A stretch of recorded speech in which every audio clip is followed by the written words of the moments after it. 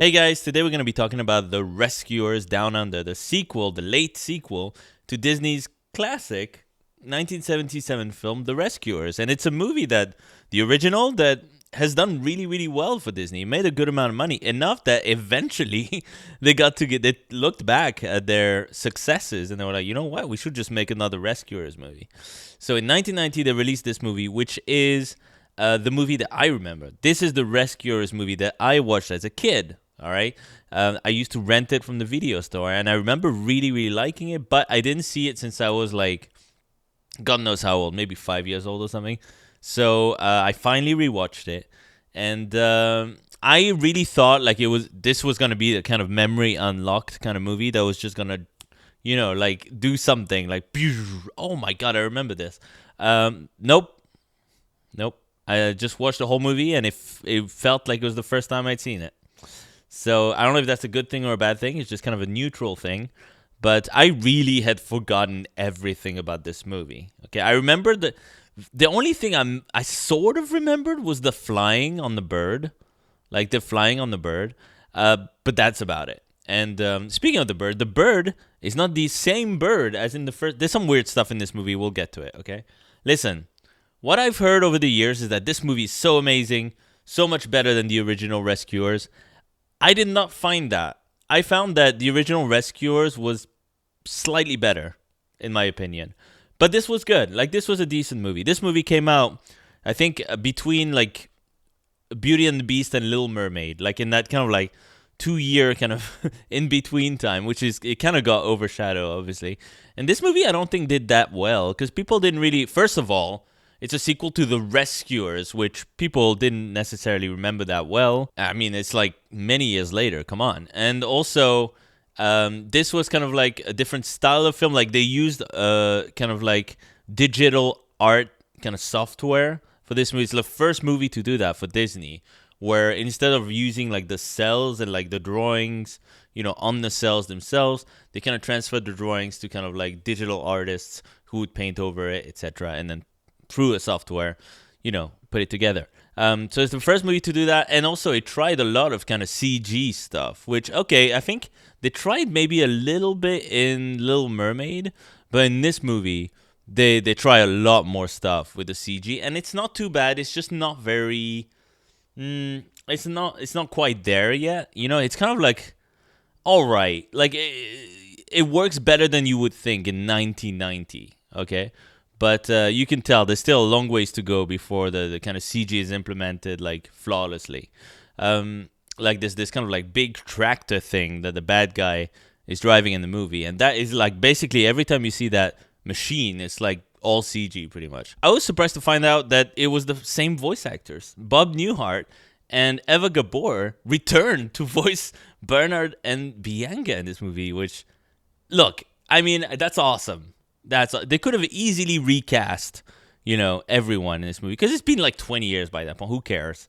There's not going to be a kid who's like, oh, I can't believe Bianca sounds different. Who cares? But no, they actually got the original actors, which is awesome, and they sound the same.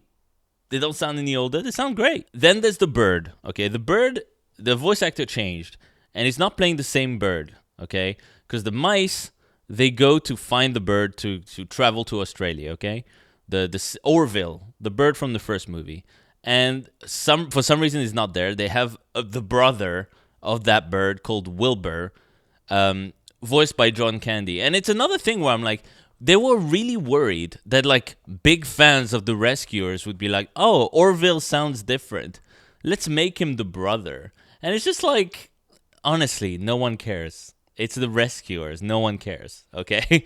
It's not like there's diehard Rescuers fans out there. I mean, maybe there is. But like back in the day, who was just like, this is not hashtag not my Orville. There's no Twitter back then, okay? No one gives a shit. But anyway, the brother of that bird is Wilbur, played by freaking John Candy, who is awesome in this movie. Now, let's back up a little bit. The story starts when a little kid in Australia, creepy looking kid, I gotta say. I think it's the animation. It's kind of it's good, but it's weird. Like it's the same people who animated Oliver and Company, I believe. So it's got kind of like a bit of a messy vibe to it. Like there's something kind of off about like the movements of the characters a little bit. But the look of the character is a little bit like the characters in like Little Mermaid and stuff, like the human characters, a little bit. So it's kind of like this weird mishmash of styles that doesn't quite work together, but it's okay. It's just that sometimes, the kid looks a bit creepy. Anyway, and this movie, in terms of scale, I'll get back to the story in a second. This movie, in terms of scale, is epic. Okay, it's another style of story to the first one. The first one was very much kind of like a detective kind of movie, and most of the action takes place in like the swamps, in like the bayou. Whereas here, it's like this kind of sprawling, all the mountains and cliffs, and it's like all these fields and all this stuff. Like it's an epic looking movie. Like they really went for it with this movie, and I like that about this movie. It feels like what sequels should do. Bigger. Let's go bigger in the sequel, and they did that here. I feel like Bernard and Bianca kind of feel a little bit, because the scale of the whole thing is so epic. I feel like Bernard and Bianca feel a little bit sidelined, a tiny bit. They introduce a new character who's this Australian. He's not a mouse. He's like, is it like a gerbil or something? Anyway, and he's kind of like that guy throughout. But going back to the story, like the little kid at the beginning meets this giant, like climbs up a cliff, okay? Because he heard there was this giant, beautiful eagle, like a golden eagle that got freaking captured, and he wants to free the bird. He frees the bird, and then he falls off the cliff, but then the bird saves him, and they become friends. Yeah, they're like great friends. And the weird thing is, like, animals talk in this movie. There's a lot of inconsistencies, okay? Animals talk in this movie. Some animals don't, for whatever reason. We don't really know, okay? And you know what? Like, the same thing was the case in The Rescuers, okay? Every animal talks except for the freaking alligators and for the freaking dragonfly, who's just like it's just making noises. So it's very inconsistent, just like the original, okay? But the kid is basically kidnapped by this poacher called McLeish, I think, who's voiced by George C. Scott, who does a great job here, by the way. And he's, so he's kidnapped. So obviously the Rescue Aid Society of Mice are called upon from across the world, because they don't really have anyone on the case in Australia. They have to literally just get Bernard and Bianca to come and help out. So they call them, and then they get on the bird. The bird kind of takes them some of the way, and then the bird goes on a plane with them. Like they just, okay, I guess it's really far. Fair enough. So they all sleep in the plane. The weird thing about the animation in this movie is really good, the animation, but every so often there's like something weird where like the scale of a character wouldn't be quite right. Like when the bird goes in like the plane, like the bird is like this big, and the plane is like massive. So imagine like the size of the mouse. And they do this kind of like weird scale here and there, like it's a little bit inconsistent. That happens a lot actually in this movie, where it's just like, I feel like maybe Disney kind of trying to get to grips with the new technology kind of thing, so it wasn't always super consistent in that sense. But it's funny when you notice it. So Bernard and Bianca travel, they meet this guide, and they're on their way to try and find the kid and try and save him. Because that's what they do. That's what mice do, boy. Okay, so listen. Meanwhile, the bird, the John Candy bird, okay, is getting flat out tortured by a mad scientist mouse. I don't know why. Okay? The story in this movie is odd. I feel like the story in the original film is really random with the pirate's diamond and everything, but it makes sense. Sort of. In this movie, it's kind of like, why is the bird like not an important part of this story? Like the bird kind of like lands, and then he's got like back issues, and then we spend like half the movie seeing him get tortured for his back issues, and then he kind of flies, becomes sort of useful for like half a second, but then he's like sidelined again, and you never see him again. It's really weird. Like, you would think the bird would like finally, and the bird appears out of nowhere as well. Bernard is in deep crap at one point. He's kind of stuck on the cliff near the end of the film. Then the bird finally shows up and sees him, and you're like, wait, how did he know he was there? Like, they're all surprised to see each other. It's just a coincidence, I guess. And then you think, okay, so Bernard is going to jump on the bird, and they're going to go save everybody. But no, the bird is like made to like sit on the eggs of the eagle that's been kidnapped again. And then you never see him again. You just hear him at the end. The eggs are hatching. He's like, oh no. That's it. Really weird. Like, I don't know why they didn't make the bird like a bit more useful in this movie. So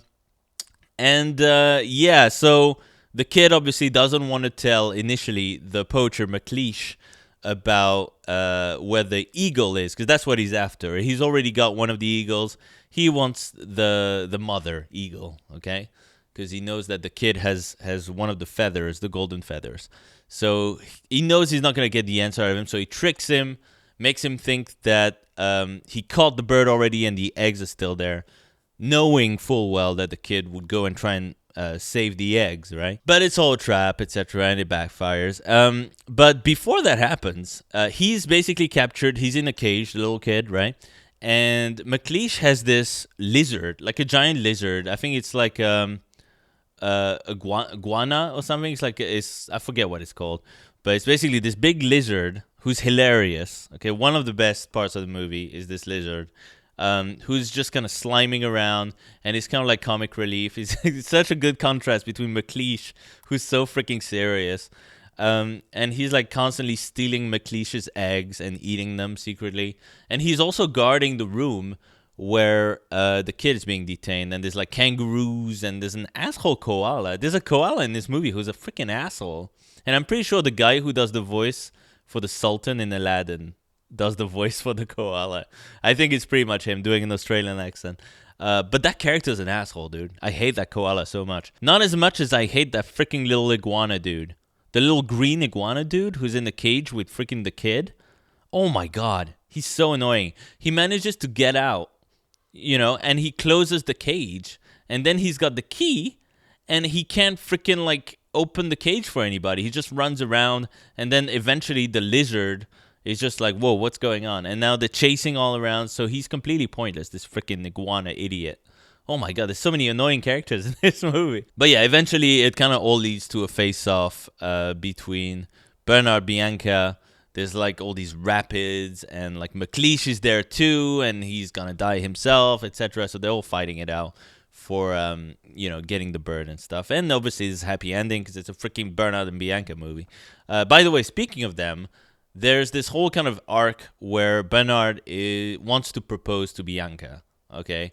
And eventually he does. Anyway, there's not many big surprises there. I guess there's kind of like almost a love triangle between the Australian gerbil guide guy, who clearly has the hots for Bianca, and Bernard's kind of like sidelined himself, so he's kind of like struggling to keep up with the adventure because he doesn't know obviously Australia at all. But again, everything turns out well in the end, and I don't know. This movie is good. I feel like it could have been better. I think the villain McLeish is solid. He's kind of outshined by his sidekick, though, let's be real. But he's not as good as Madame Medusa from the original Rescuers. Like, not even close. She was hysterical. She was awesome. She was, like, riding alligators, like, shooting these, like, giant, like, shotguns and shit. He's just kind of like, he reminds me of the bad guy from Tarzan, Disney's Tarzan, where it's just this kind of, like, greedy poacher dude, like an old man, like an angry old man. She's like, okay. The look of the character is not particularly interesting. It's an old man with a hat. He's just kind of an evil old man who's totally fine killing a child, I guess. Jesus.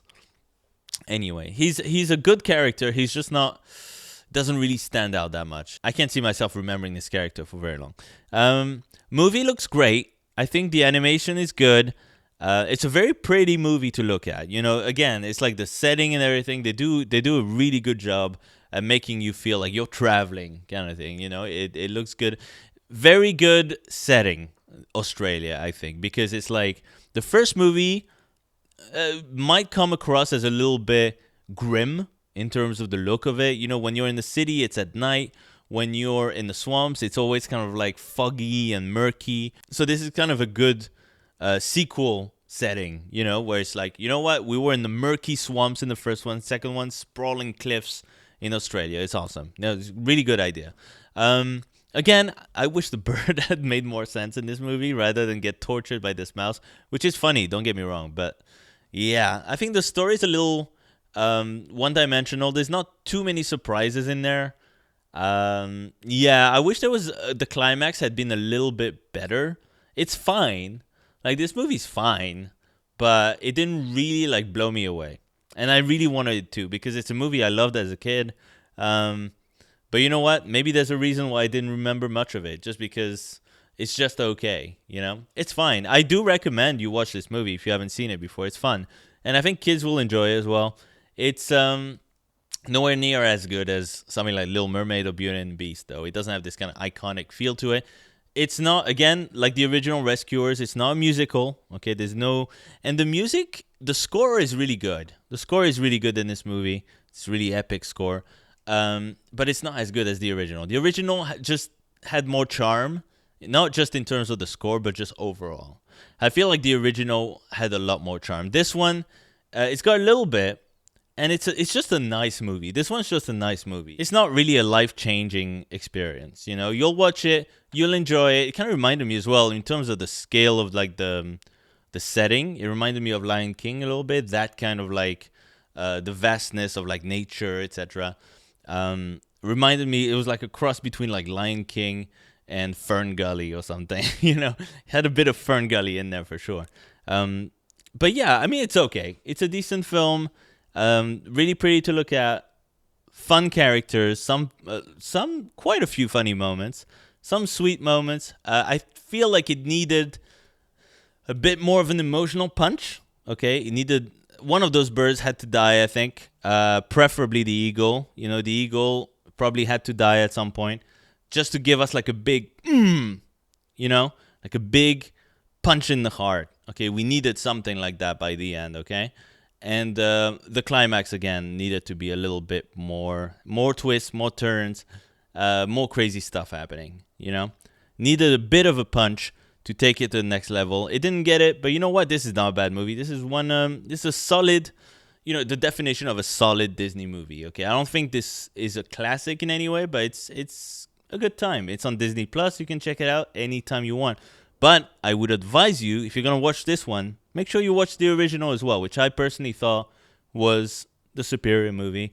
But this was fun. It was a good time. So I will see you guys in the next review, which might not be a Disney review. We might go back to scary movies after that. Okay. So see you later, guys. Take care.